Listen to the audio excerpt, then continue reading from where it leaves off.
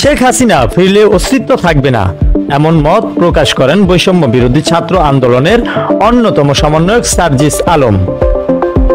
জুলাই শহীদ স্মৃতি ফাউন্ডেশনের সাধারণ সম্পাদক ও বৈষম্য বিরোধী ছাত্র আন্দোলনের অন্যতম সমন্বয়ক সার্জিস আলম বলেন, স্বৈরাচারের দোসররা বিভিন্ন ষড়যন্ত্র করে যাচ্ছে।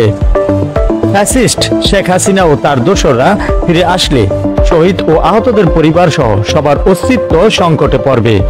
তাই তারা যাতে আবার মাথা চড়া দিয়ে উঠতে না পারে, সেজন্য তাদেরকে দ্রুত বিচারের আওতায় আনতে হবে। শনিবার 30 নভেম্বর সকালে ময়মনসিংহ নগরীর তারেক স্মৃতি অডিটোরিয়ামে জুলাই আগস্ট আন্দোলনের শহীদ 55 পরিবারের সদস্যদের মাঝে চেক হস্তান্তর অনুষ্ঠানে প্রধান অতিথির বক্তব্যে তিনি কথা বলেন। এমনই তথ্য প্রকাশ পায় গণমাধ্যমে। এ সময় সার্জিস আলম বলেন, ছাত্র আন্দোলনে যারা নিহত হয়েছে তাদেরকে দাফনও করতে দেয়নি শেখ হাসিনা।